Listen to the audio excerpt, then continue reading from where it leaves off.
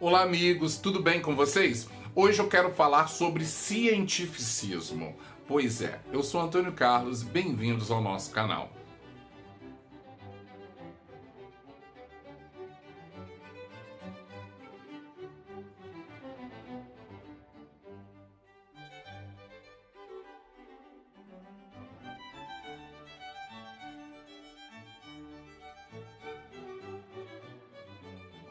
Como nós chegaremos à verdade? Essa é uma questão muito importante que muitos filósofos se debruçaram sobre ela durante muito tempo.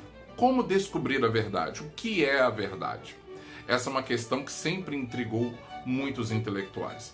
A partir do século XVI e XVII, chegando até o XVIII, vários pensadores se debruçaram a tentar criar uma forma de chegar a uma verdade absoluta, ou pelo menos tentar chegar a uma verdade absoluta sobre uma determinada questão.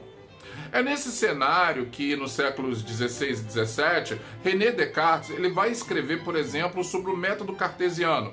O método cartesiano é um método no qual você vai ter que ter um problema e você vai ter que experimentar para chegar a uma resposta sobre aquele problema. Você vai ter um método, ou seja, um caminho. Isaac Newton, já no século XVII, século XVIII, foi muito importante também ao estabelecer regras gerais para o universo, para a física.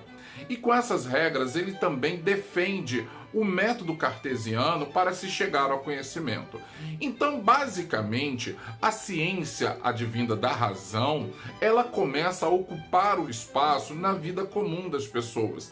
Porque até então, a fé era o caminho pelo qual as pessoas conheciam a verdade. A partir desse momento, a ciência ela vai ser um caminho no qual as pessoas vão desenvolver experiências, vão desenvolver ações para chegar àquilo ali e vai ter rigor. Então, para ser ciência, era importante que tivessem alguns elementos. Primeiro elemento, você ter um problema. Desse problema você vai gerar um objeto de pesquisa. Aí, para que você tenha esse objeto, você precisa criar um método. O método é uma forma pela qual você vai analisar esse objeto. Mas isso, por si só, não era funcional. Você precisava ter um quarto elemento, que era a repetição da experiência. Por que repetição? Você deveria estabelecer parâmetros para aquela experiência e, a partir daqueles parâmetros, qualquer pessoa seria capaz de reproduzir aquela mesma experiência utilizando aqueles mesmos parâmetros que você estabeleceu.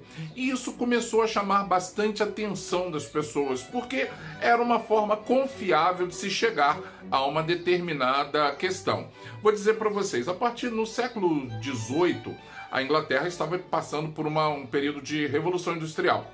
E aí em Londres, algumas pessoas começaram a ficar doentes por cólera. E aí ninguém sabia como que era. Até que um pensador, ele deu um determinado dia, ele falou assim, olha, vamos investigar se a água, ela influencia. E aí ele chegou a uma análise, ele verificou o seguinte, que analisando as pessoas que estavam infectadas, ele chegou a um determinado local. Ele falou, as pessoas que estão nesse determinado local, elas estão, então, mais infectadas.